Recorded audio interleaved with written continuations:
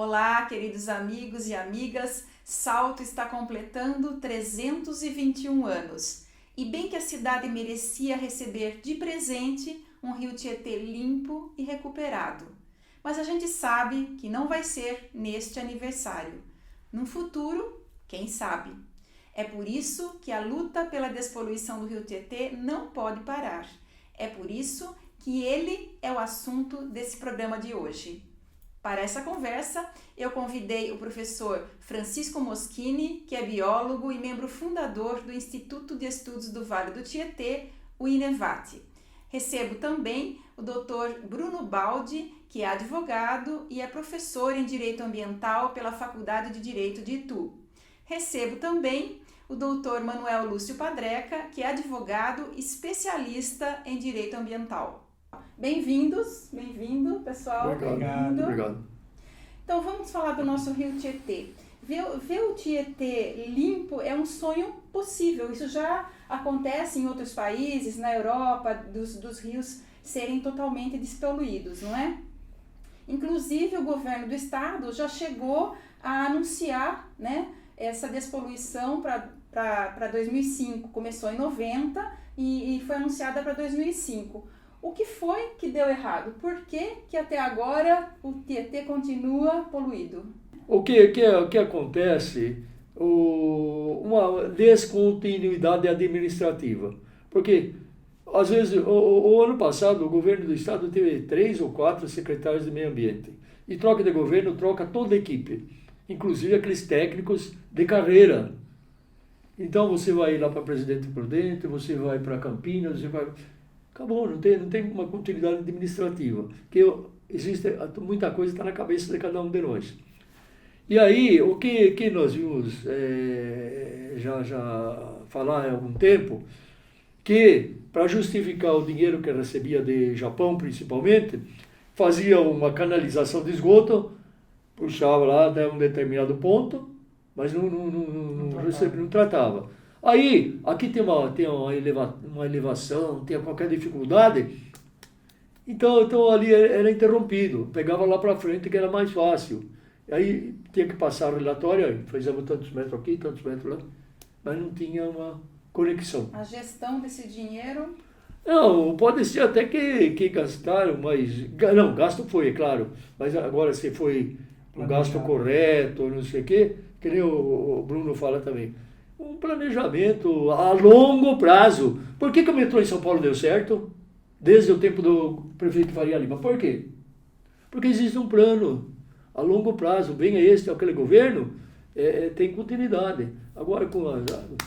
Também tem aquela questão de privilegiar a região metropolitana em detrimento do interior, né? Tem. É o que é visível, né? Porque lá tem muito mais votos do que no interior. Se você pega, por exemplo, de Santana de Parnaíba até Porto Feliz, que é o Médio Tietê já não começa em Cabriúva, mas ser Santana de Parnaíba, Osasco, etc. Não dá 1 milhão de votos.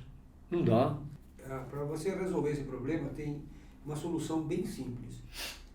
São 5 pontos. Primeiro, educação. Né? O básico. Segundo, educação. Terceiro, educação. Quarto, educação. E por último, educação.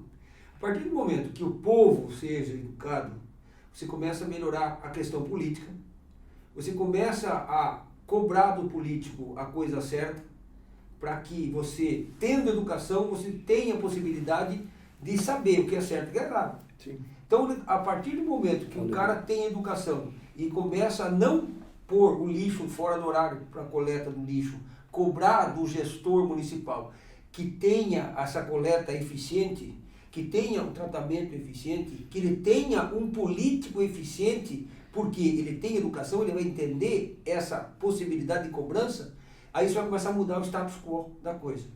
Porque não adianta, você, como disse o Chico, muito bem dito, a questão da descontinuidade administrativa. Então, eu voto no partido X, o Y, Z, não, eu vou parar de fazer o que o cara fez porque aquilo não funciona. Então, tem exemplos 1000 aí, exemplos cabais, de que é picuinha administrativa. E isso também, isso juridicamente é possível cobrar, só que ninguém cobra. Agora, Padreca, você falou aí que o problema são 5 soluções: educação, educação, educação. Que educação, tanto quanto o meio ambiente, parece que não é muito prioridade dos governos aí, né? Não, nenhuma, porque aí, quando eu falo em educação, educação de base. Você pode ter as melhores legislações, os melhores políticos, mas se o cara não tiver massa crítica, interpretar e falar isso está certo ou está errado, você pode ter o melhor sistema funcionando, Então, seja qual for. a partir daí, qualquer cara que sobe num púlpito, ele doma a plateia, porque a plateia é como se fosse um gado. Vai pelo canto da sereia. Não tem um raciocínio crítico. E na área ambiental, que é o que a gente, né, todos nós aqui atuamos e gostamos e somos apaixonados por isso, o que se vê justamente é isso.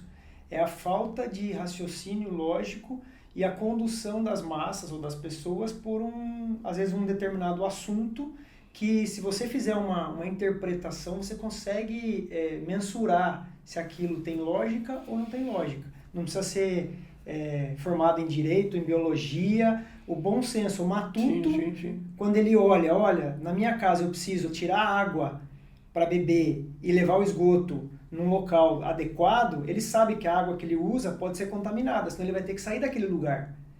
E o que a gente vê na gestão normalmente joga o problema para o outro e tira de perto, que é o que a gente vive hoje.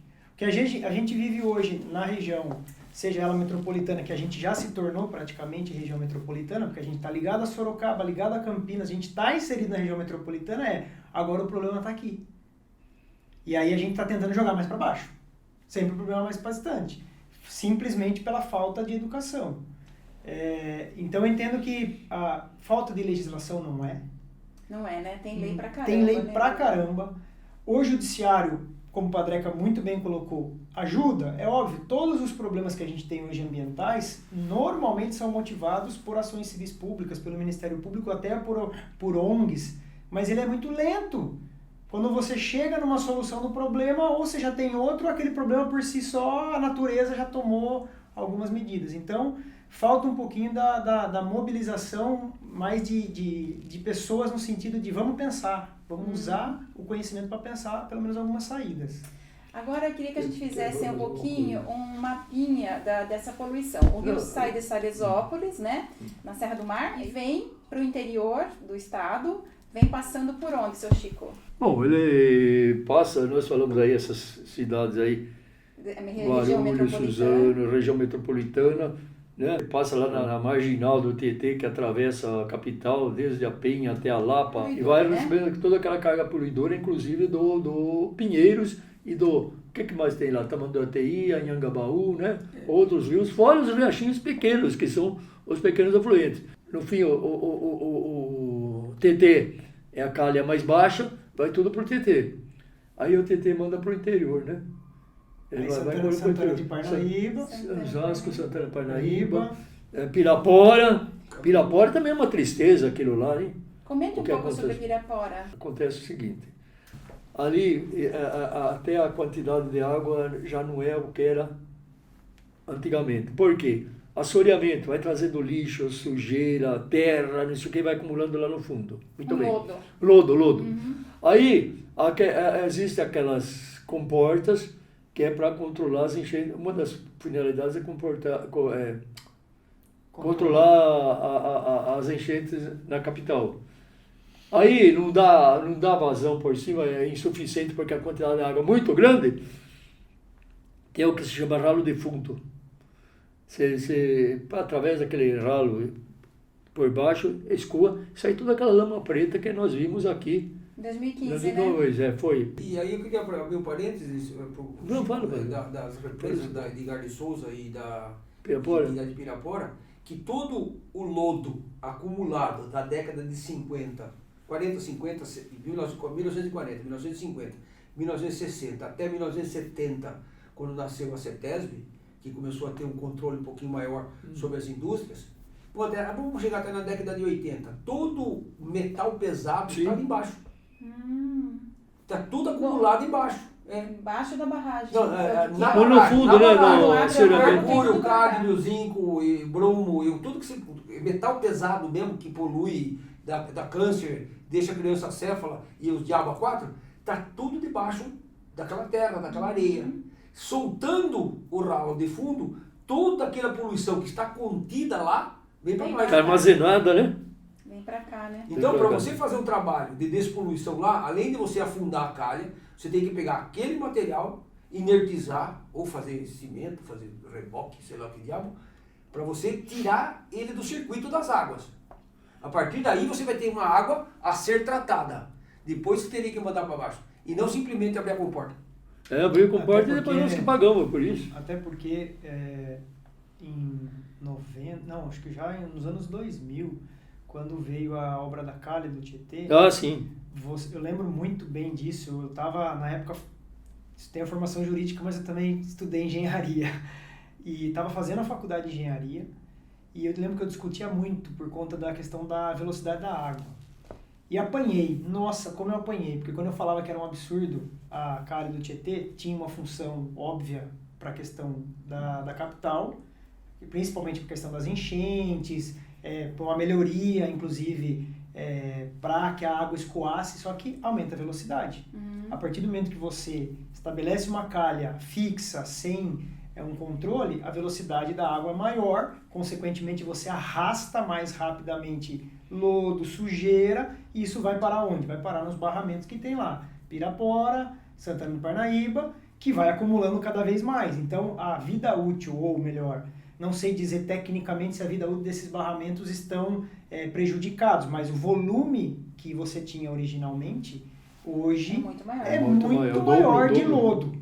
E aí, quando você tem que tomar medidas técnicas que são necessárias, importantes, porque senão o barramento ele não dá conta de absorver toda aquela água que vem, você tem que soltar esse ralo de fundo.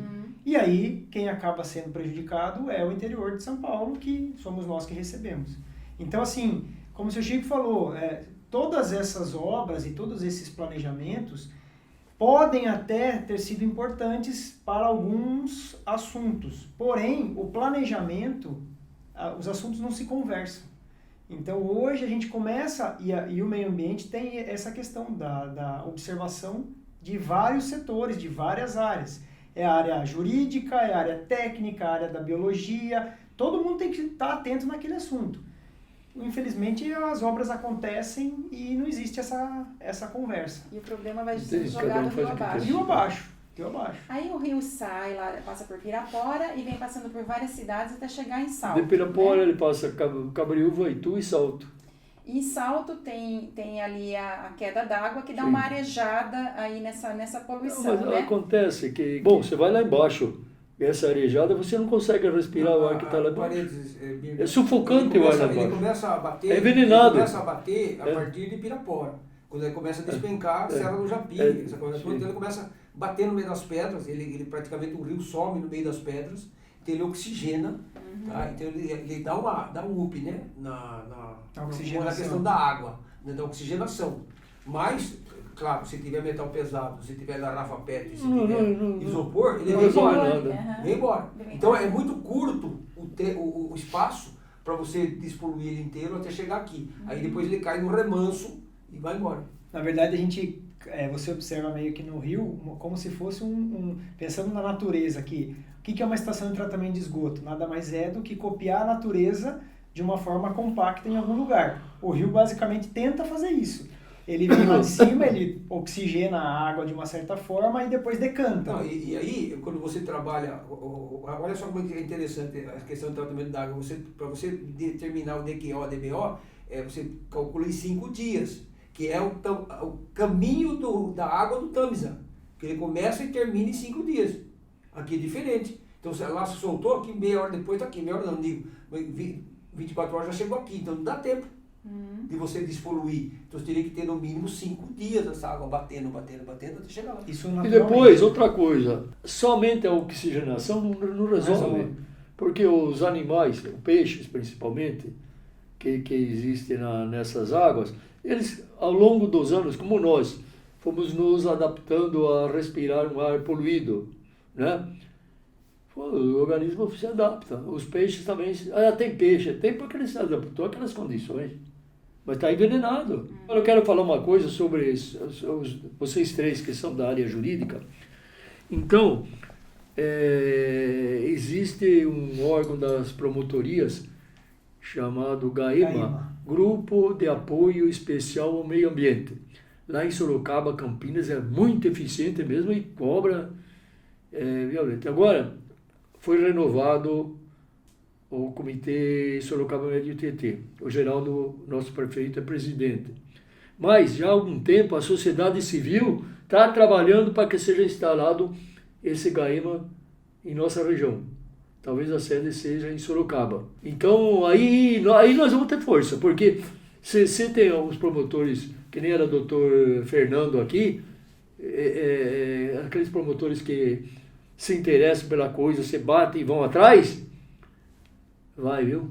Porque acontece, eles brigam com as prefeituras, brigam com a empresa, brigam com o CETESB, etc, etc. Então é uma esperança. Nós falamos aqui, pelo que vocês já falaram, o principal problema do Rio hoje é o lixo, o esgoto doméstico, né? E o lixo flutuante.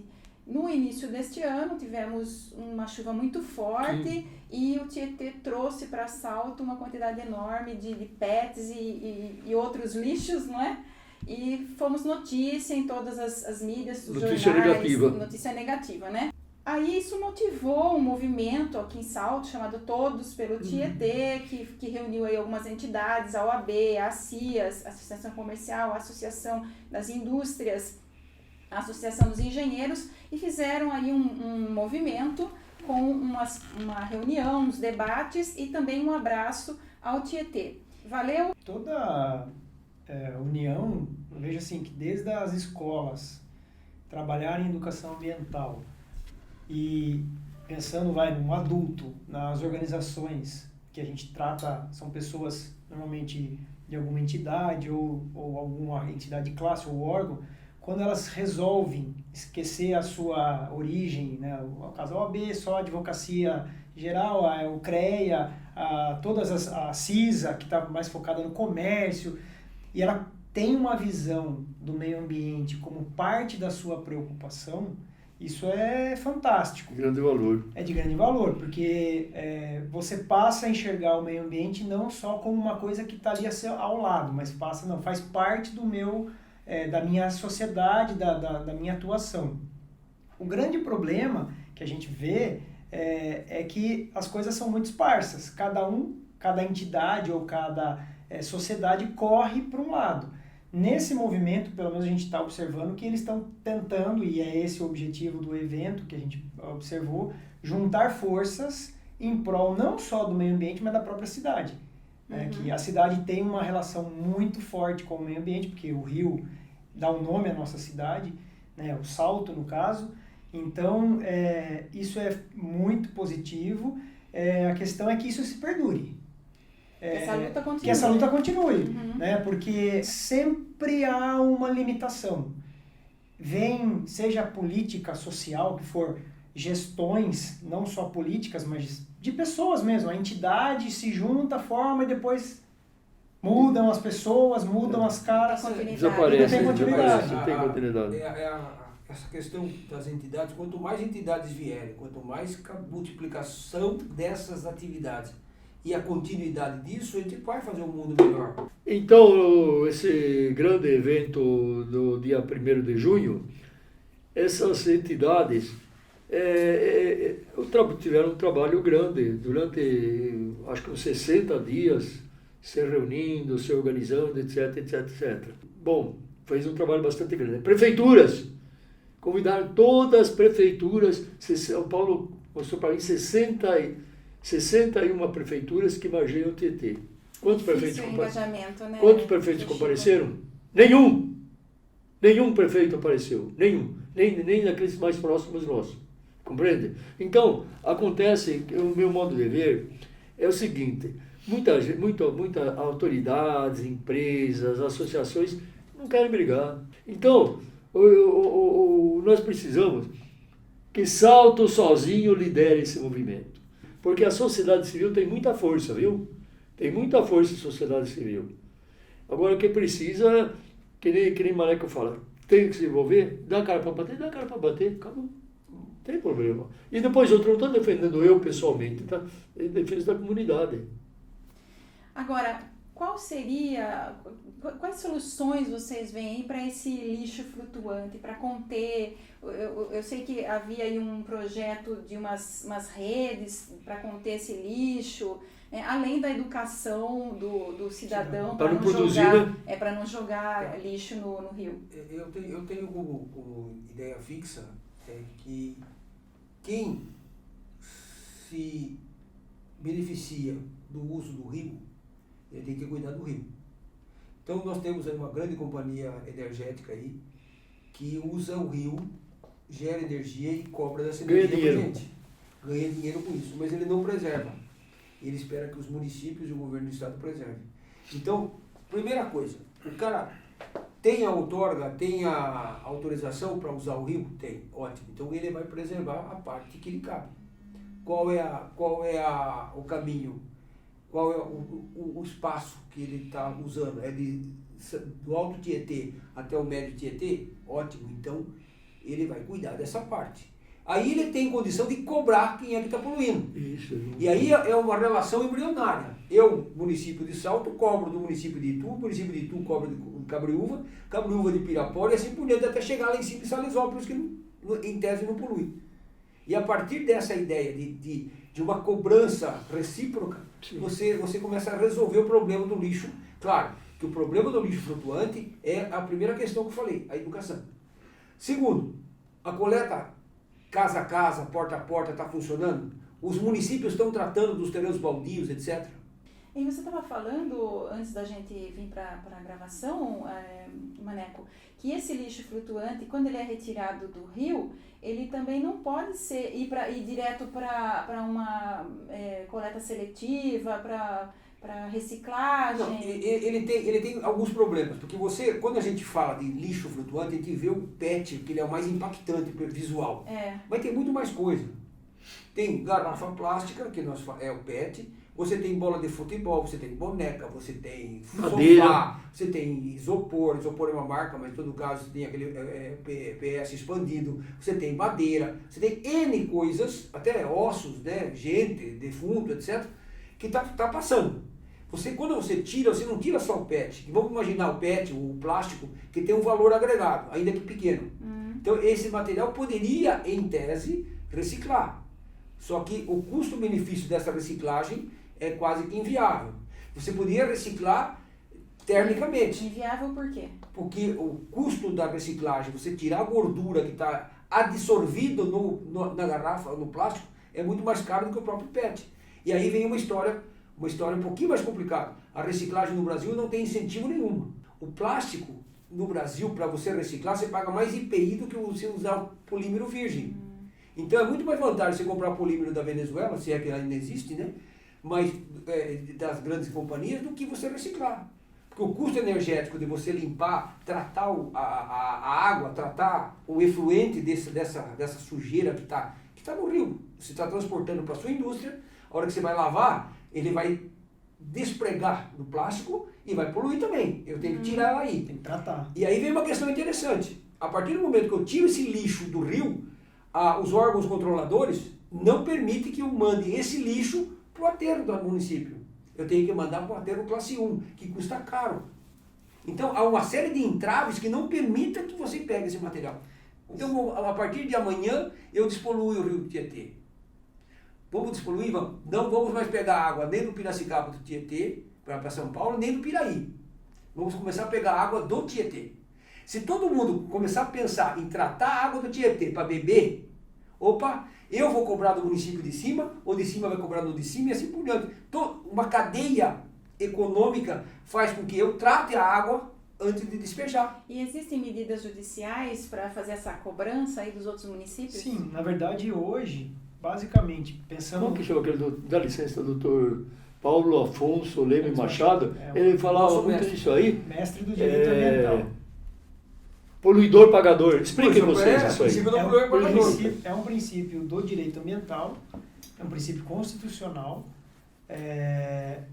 e a política nacional do meio ambiente traz isso como um dos princípios mais importantes do direito ambiental. Aquele que polui, ele deve primeiro reparar o dano, não sendo possível, mesmo assim ele paga por esse dano cometido. O que a gente coloca, Mina, em relação à possibilidade de ações judiciais, e tem inúmeras, né? Ações civis públicas, o Ministério Público como curador do meio ambiente tem a sua legitimidade, a sociedade civil tem legitimidade para isso. Mas as ações, o que a gente tem visto muito, elas são muito estanques. Elas acontecem depois que o problema já está acontecendo. Basicamente, o seu Chico comentou aqui da região metropolitana, lá de Guarulhos, mesmo aqui na nossa região, caso de Itu foi assim também, o município não dava conta, ou não dá conta de fazer o trabalho. São grandes estações de tratamento, é um sistema complexo, não é tão simples operar. E aí acaba o Ministério Público entrando com uma ação contra a prefeitura. Na verdade, a gente fala prefeitura, sempre a gente imagina alguém lá, né? Mas na verdade somos nós, sociedade, porque quem paga a conta somos nós. Entra com uma ação contra o município, e aí o prefeito, seja qual for daquela gestão, acaba tendo que tomar uma medida. Ou seja, é o judiciário fazendo às vezes do poder executivo. Se está certo ou está errado, a gente tem que avaliar em que momento a gente errou no nosso sistema. Mas o que acontece na maioria dos casos o Ministério Público entra com ação contra o município, questionando por que ele não está fazendo o trabalho que é básico, receber a água das pessoas, melhor, tratar a água para beber e devolver a água nas mesmas condições, pelo menos com algum tratamento. Feito isso, ele entra com uma ação e dá um prazo. E aí o município não faz, ele segura ao máximo normalmente a gestão e joga para o outro, até o momento que você tem que cumprir aquilo. Soluções para isso. Na maioria das cidades em que a gente acompanha, se você tem um sistema municipal forte, o próprio município, através da sua autarquia, do SAI, DAI, SEMAI, ele consegue alavancar um dinheiro e pôr em prática. Ou ele traz a iniciativa privada através de concessão e PPP. Mas a gente sempre corre atrás do rabo. A gente resolve o problema que poderia, lá na origem, como bem colocado aqui pelo seu Chico no início, planejamento no urbanismo.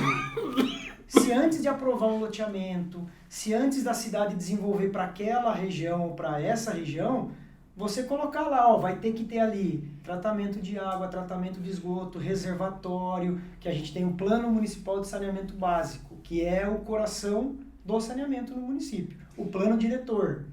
Então isso é básico. O lixo flutuante, ele incomoda mais porque ele é visível, né? É visível, e aqui para uma estância turística como nós, atrapalha o turismo. Mas tem esse lixo, essa poluição invisível, né? Que é do tratamento do esgoto que a região metropolitana não faz. Não faz por quê? Porque é caro. Então, caro?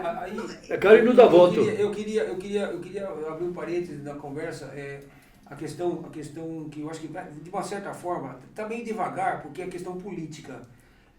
Os comitês de bacia. O Brasil todo, o mundo inteiro está dividido em comitês de bacia. E a partir daí, você tem uma sinalização que fica mais fácil, mais dever de casa, a tal da relação embrionária. Então, eu cito um exemplo interessantíssimo de Campinas com Valinhos. Campinas recebeu uma verba enorme do FEIDRO para sanear o Ribeirão Anhumas. O que ela fez? Ela pegou a verba de Campinas e deu para Valinhos para tratar o esgoto. Foi isso? E aí, o que acontece? Eu estou tratando o esgoto que está saindo da outra cidade e está chegando água limpa. Que não é da minha cidade, mas eu tô... Você percebe? É uma relação embrionária, mas lá funciona, porque tem o comitê de bacia e o consórcio da bacia. Aí juntou todo mundo, então aí sai um pouquinho da política e entra com a mão na massa. Tá? E a partir daí você consegue fazer essa relação, como bem disse o Chico, nós estamos no médio Tietê, o alto Tietê é dividido em 2, certo? É começar a cobrar, eu cobro do de cima, e eu começo a resolver o problema. Agora, aproveitando o gancho que você falou, a poluição flutuante é o que menos importa. O que está dentro do rio, o que é invisível, invisível que é o problema. Porque quando se fala em tratar, é fácil tratar a água. Você mete lá sulfato, polímero, só que a água ficou transparente. Hoje em dia você tem técnica de osmose reversa que você deixa a água tem cristalina. bactéria, só que o que está aqui dentro Mas dessa não água? elimina o Agora, De metais pesados, elimina? Opa! Então deve ser uma técnica muito Dependendo cara. do Não, hoje, tem uma- a questão do tratamento, seu Chico, é a seguinte: hoje você tem tecnologia. Se a gente pensar em Israel, que é um dos locais mais desenvolvidos em tecnologia para tratamento de água e principalmente na questão de utilização com baixo recurso, eles não têm água. Tecnologia a gente tem. Tem. A questão é quanto isso custa e quem custa. paga a conta. Não, e a Aliás, quem interessa? A quem interessa. aliás, esse é um argumento que os municípios usam, que o tratamento de água é caro e que também é difícil contratar empresas que façam esse tratamento. E aí tem agora, deve estar empresa, sendo se não tem votado lucro, não quer amanhã, saber. né, uma lei que seria assim voltada para o saneamento Isso. básico, né? Que é o marco legal do saneamento básico. Hoje, dia 5, dia do meio ambiente, nós estamos gravando, amanhã deve ser votado. Então nós estamos comentando aqui um pouquinho sem saber o resultado da votação, né? Mas esse marco legal vai realmente ajudar os municípios a fazerem um tratamento adequado? Olha, menina, assim, se a gente considerar desde a década de 70, que já existia o Planasa, que era um planejamento desde a época da ditadura militar, em resolver o problema do saneamento, o que a gente vê hoje, por exemplo, a Lei 11.445, que é a Lei do Saneamento Básico, que agora a medida provisória que ia ser votada, caducou, e agora está vindo um novo projeto de lei que vai ser provavelmente colocado em pauta amanhã, né? Traria soluções? Sim. Positivas? Sim. A grande questão, como a gente coloca sempre, é o custo disso, ou como fazer isso funcionar de tal forma que todos os municípios Sim. sejam beneficiados. Não adianta a gente trabalhar os municípios de forma individuais. O X da questão é trabalhar como se tenta no Comitê de Bacias ou no Plano Municipal de Saneamento, pensando como um todo. Salto, por exemplo, faz parte dele, ainda que tá aí, não tem 100%, mas está chegando próximo de 100%, a gente faz o nosso papel, mas a gente não bebe a nossa água. A gente bebe a água que vem de algum outro lugar. E a gente está ajudando quem? Quem está para baixo, né? A jusante. Então, a lógica que o Padreca coloca é muito interessante. Eu tenho que jogar o problema para cima. Né? A montante, que a gente, tecnicamente é a montante. Porque se a gente, por exemplo, aqui em Salto, se a gente tivesse o Tietê limpo, A gente trata e joga no Tietê sujo. a gente então, trata e joga no Tietê sujo. Para quem é da área técnica, a gente contribui com o rio. Porque eu tiro uma água, de uma certa forma, poluída e jogo uma água um pouco mais tratada. Então, eu melhoro a qualidade do rio. Só que essa melhora, óbvio, quando a gente... nós não podemos ser bairrista no meio ambiente. O meio ambiente não tem, porque a gente Não considera... tem, Perfeito. não tem fronteira. Não tem fronteira. Eu costumo dizer assim, lá na faculdade, eu sempre falo isso. Jogar para fora da onde? Se a gente está todo mundo no mesmo lugar. Então eu jogo para fora, para algum lugar que eu amanhã posso estar lá. Hoje eu moro em Salto, amanhã eu posso estar lá em Porto Feliz. Então, a legislação, como eu bem assim, a 11.445, que é lá de 2007, ela já era muito boa. O maior erro, na minha concepção da 11.445, que fala do saneamento básico, era não estabelecer a titularidade do município. Ela deixou meio aberto a titularidade sobre saneamento básico, hora do estado, hora do município, hora não sei de quem da região metropolitana, tem que ser do município. Esse marco legal vai dar essa titularidade? Se tenta e se escreve, mas infelizmente vai continuar a discussão porque a gente tem regiões metropolitanas, onde é muito mais complexo, porque região metropolitana, que é o caso de São Paulo, justamente por conta da região metropolitana de São Paulo, quando você leva a titularidade de um local que tem vários municípios, o município, de uma certa forma, ele deixa de ser o titular pela legislação. Então, passa a ter um coletivo decidindo isso, que em alguns momentos deveria ser bom. Só que, infelizmente, quando você joga isso para essa visão... E tem a poluição do ego, né? Exato. E aí, não só do ego, tem a poluição do ego e partidária. Isso. Ego partidário é o pior que tem. Que é o pior. E agora nós já falamos bastante sobre os despejos de esgoto doméstico, sobre o lixo flutuante, que são os principais agentes poluidores aí do Tietê.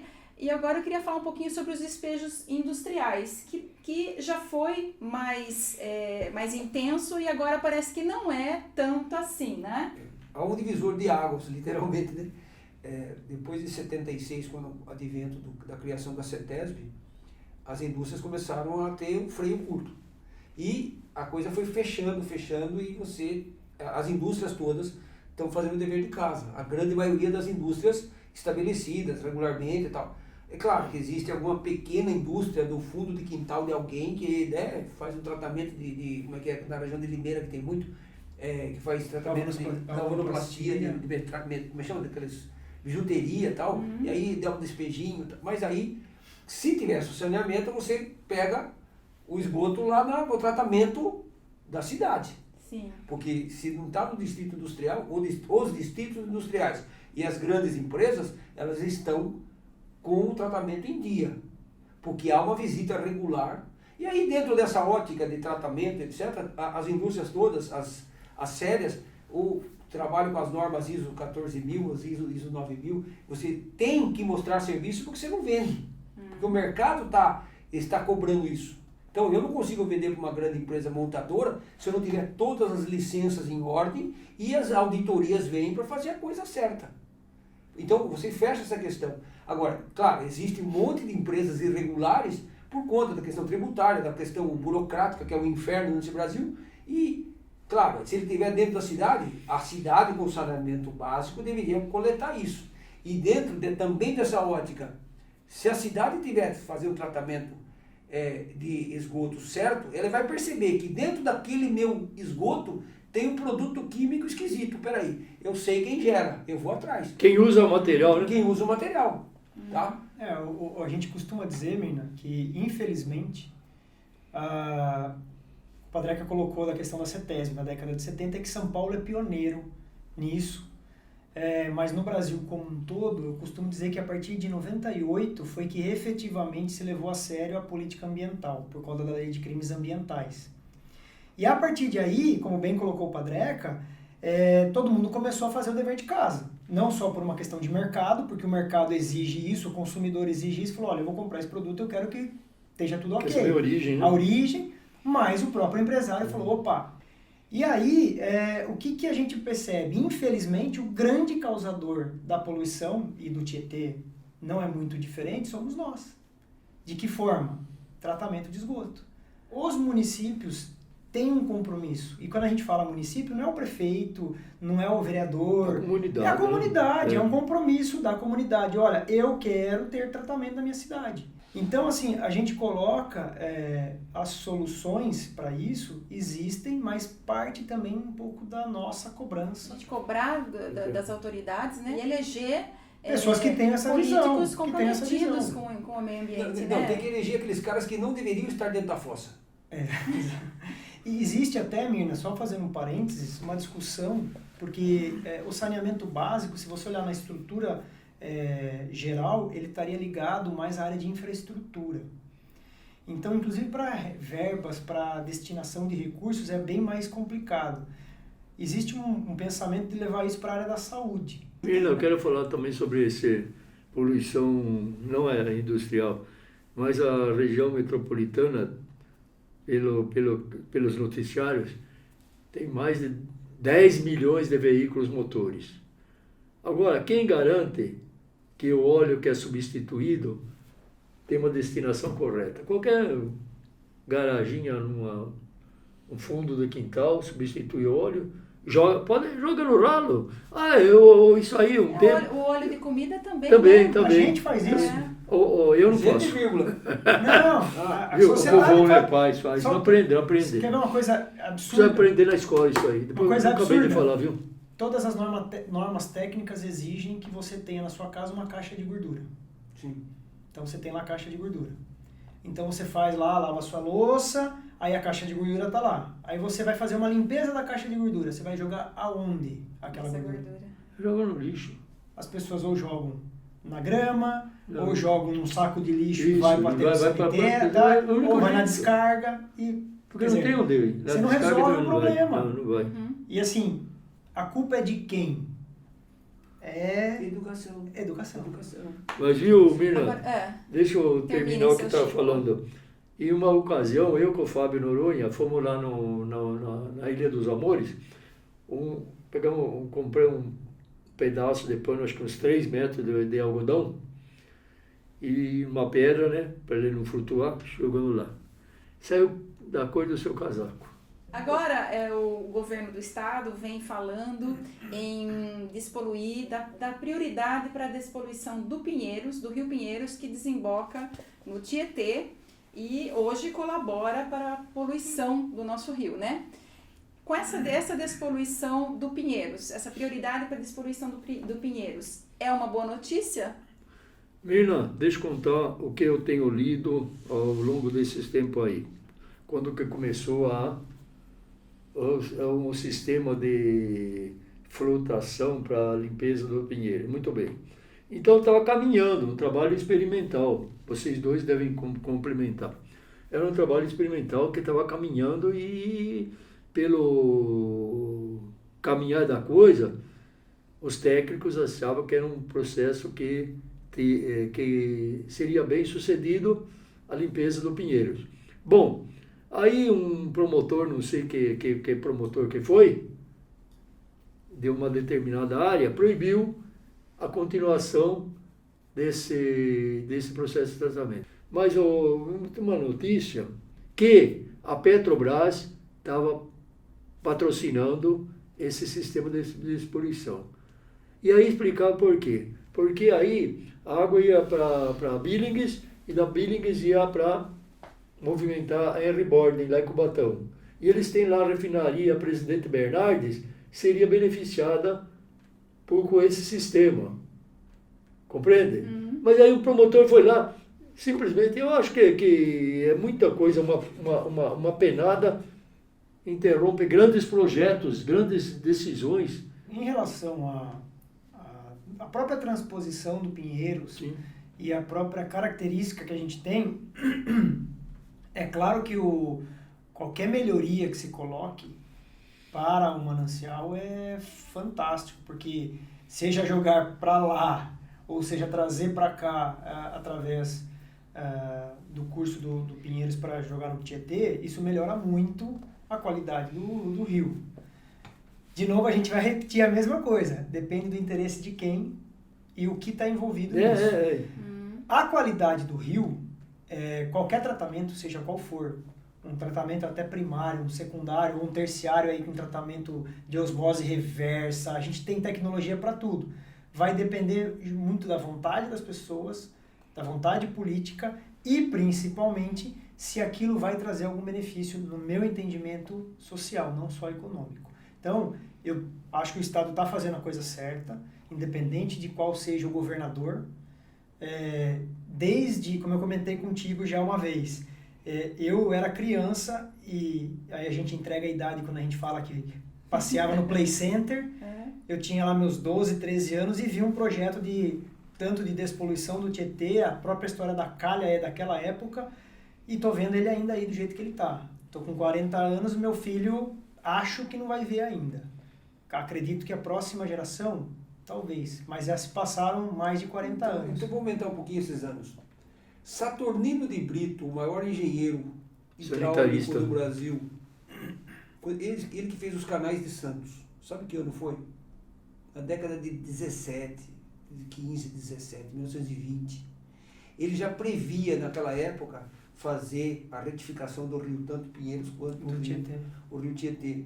Só que, olha só que interessante, ele queria usar onde é o campo da Portuguesa, onde é as várzeas, tem aqueles campinhos do São Paulo, queria usar a várzea ali do Itaim Bibi como válvulas de escape para o rio para não ter a enchente. Os piscinões. O que seria piscinões, é válvula de escape. Só que aí os caras não fizeram nenhum, nem outro, e puseram o Center Norte, puseram a Portuguesa, puseram todo aquele monte de time, e etc. Loteamento, e vão fazendo em cima da calha, e o rio... Aí eu lembro do Bertold Brecht, né? Que ele diz assim, dizem que são violentas as águas do rio, mas ninguém diz que são violentas as margens que o comprimem. Então é muito interessante você ver onde é que nós erramos. A gente errou lá atrás. Ocupar o espaço que era do rio. Porque São Paulo fica em cima de um imenso manancial de rios.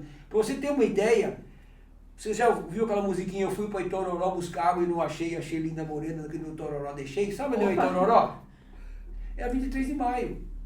que deságua no rio Anhangabaú, que por acaso deságua no rio Tamanduateí. O rio Anhangabaú, ele passa debaixo da viaduto do Chá, debaixo da pista, e embaixo dele, ele está amarradinho, quietinho, tem a estação do metrô. É uma obra de engenharia bonita, só que você esquece que quando chove, inunda.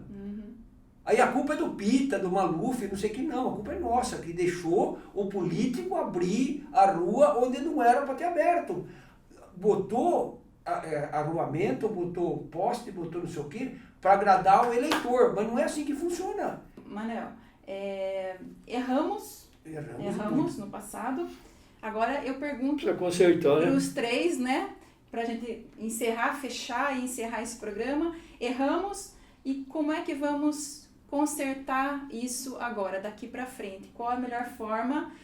Quais as medidas necessárias para consertar isso agora? Posso começar? Pode. Já falei, as 5 premissas: educação, educação, educação e educação. Segundo, incentivo à reciclagem em todos os aspectos.